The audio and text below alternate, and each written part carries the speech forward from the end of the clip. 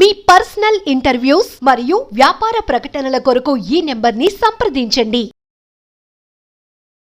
Hi hello నమస్తే, నేను మీ కట్టా కార్తీక్. మన ఇంటి ఆడబిడ్డకి అత్తారింట్లో ఏదైనా కష్టం వస్తే మనం వెంటనే స్పందిస్తాం, అండగా ఆడబిడ్డకి నిలుస్తాం.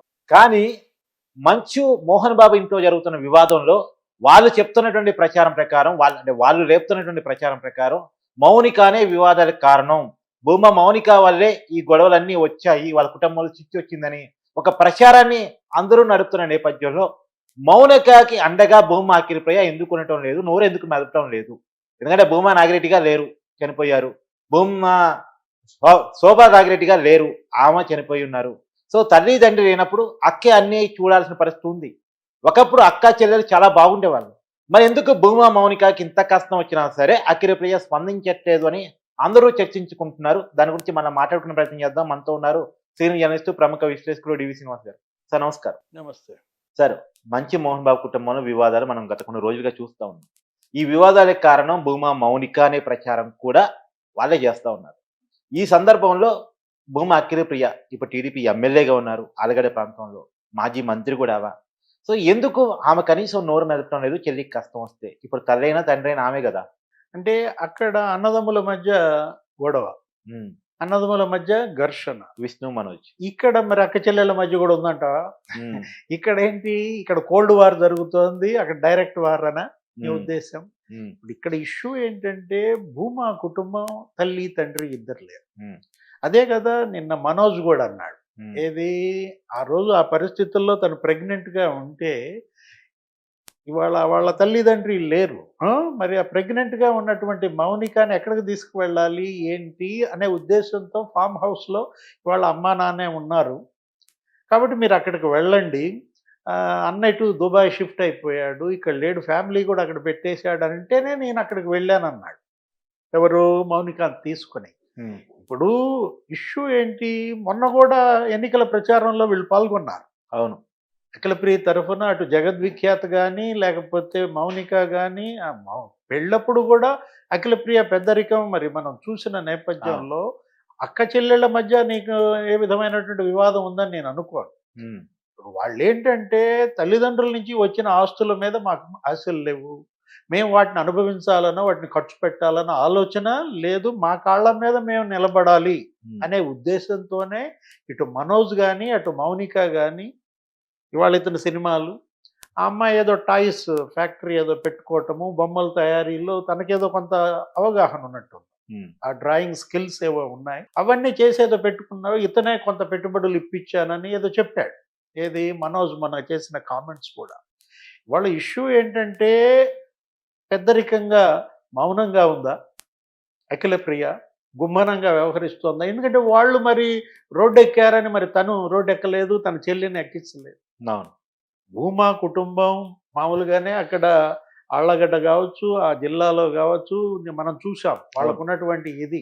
అటు నాగిరెడ్డి కానీ ఇటు శోభా నాగిరెడ్డి కానీ అటు రాజకీయమే కాదు అనేక రకాలైనటువంటి అటు కాంట్రాక్ట్లు, వ్యాపారాలు, రియల్ ఎస్టేట్, పూర్తిగా నీకు ఇదున్న పరిస్థితుల్లో ఆర్థికంగా మౌనిక పరంగా మోహన్ బాబు చేసిన విమర్శలు ఏది చాలా గలీజ్గా మాట్లాడిన విధానం. ఆ లెటర్లో కూడా మనం చూసినట్లయితే అసలేదో తాగుడికి అలవాటు పడ్డారని, కొడుకు కోడలు ఇద్దరు దీంట్లో ఉన్నారని, మరి ఆయన ఏ ఉద్దేశంతో అన్నాడో అది నిజమో కాదో నిన్న కూడా మనోజ్ని ఎవరో క్వశ్చన్ అడిగారు దానిపైన, జర్నలిస్టులు అడిగితే తను కూడా దాన్ని ఏమి ఖండించలేదు. నేను అసలు మద్యానికి బానిస అవ్వలేదని అనలేదు, సింపుల్గా ఏమన్నాడు, ముందు ఆ సీసీ కెమెరాలు చూడండి అంటూ దాన్ని దాటవేసే ప్రయత్నం.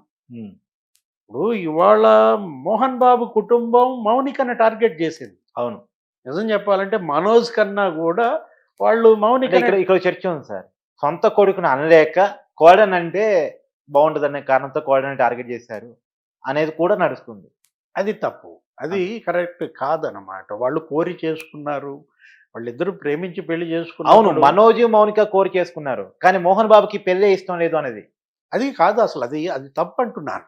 ఏది నీ బిడ్డ చేసుకున్నప్పుడు నువ్వు వెల్కమ్ చేయాల్సిందే కదా. అవును, ఎట్టి అవును. పరిస్థితుల్లో కూడా నువ్వేంటి ఈ ఘర్షణ ఎక్కడికి దారితీస్తుంది, ఎంతవరకు వెళ్తోంది. ఇవాళ హైకోర్టు కూడా దీనిపైన చాలా డైరెక్షన్ ఇచ్చింది, అటు పోలీసులకు కానీ మిగతా వాళ్ళకి కానీ. అది కుటుంబ వివాదం, ఉమ్, వాళ్ళు పరిష్కారం చేసుకునే అవకాశం వాళ్ళకి కల్పించాలి కదా. ఉమ్, ఇప్పుడు వాళ్ళు ఏదన్నా మళ్ళీ గొడవలు పడ్డా, మళ్ళీ శాంతి భద్రతలకి భంగం కలిగినా చర్యలు తీసుకోండి, ఉమ్. పోలీస్ యాక్షన్ తీసుకోండి. ఆ బౌన్సర్లను కూడా వెళ్ళిపోమ్మని. అసలు ఆ బౌన్సర్లు ఏంటి నాకు అర్థం కాల.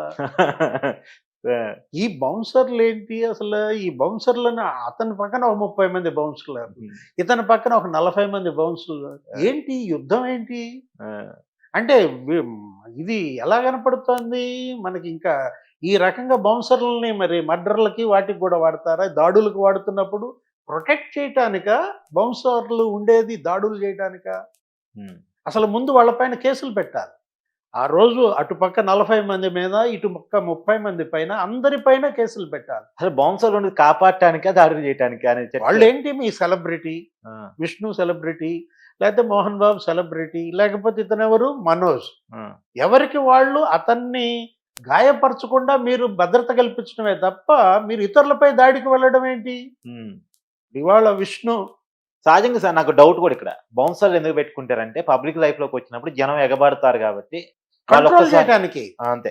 ఇప్పుడు నువ్వు జనాన్ని నియంత్రించడానికి నీ ఎవరైతే ఉన్నాడో ఆ సెలబ్రిటీ అతనికి రక్షణగా అంతే. అదొక కవచం లాగా ఉండాలి తప్ప ఆయన జాగ్రత్తగా తీసుకువెళ్ళటం, తీసుకురావటం వరకే వీళ్ళ బాధ్యత. అవును.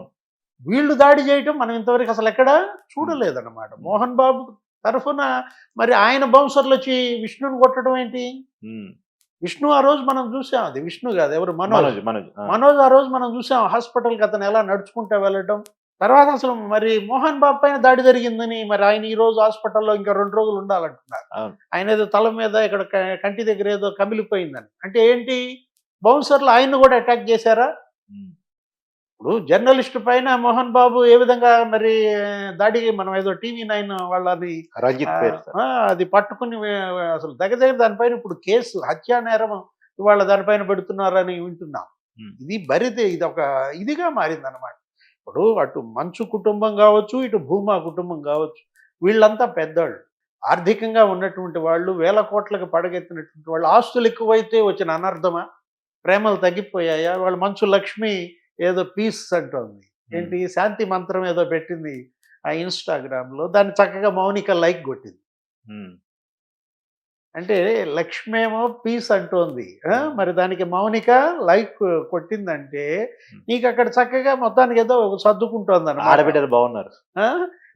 మొత్తానికి అది యాక్చువల్గా ఏం జరగాలి, విష్ణు పీస్ అన్నారు, మనోజ్ దానికి లైక్ కొట్టాలా, అప్పుడు కదా ఫ్యాన్స్. కొంతమంది ఏమంటున్నారు, అసలు ఇదంతా కూడా మరి విష్ణు సినిమా ఏదో రాబోతుంది, దానికి ప్రమోషన్ చేస్తున్నారు అంటున్నారు. ఇప్పుడు దాని మీద కేసు కూడా పెట్టాడు అడ్వకేట్ అరుణ్ అని చెప్పేసి, కేసు కూడా పెట్టాడు హైకోర్టు అడ్వకేట్. ఏదైనా ఇది అవాంఛనీయం, ఇది దురదృష్టకరం అన్నమాట. వీళ్ళు ఆదర్శంగా ఉండాలి. కుటుంబ బంధాలు, వాళ్ళ కుటుంబ విలువలు మనం చూసాము. జగన్మోహన్ రెడ్డి కుటుంబం, అవును, ఆయన తల్లిపైన కేసు వేశాడు ఆస్తుల కోసం, చెల్లిపైన కేసులు వేసాడు ఆస్తుల కోసం NCLTలో.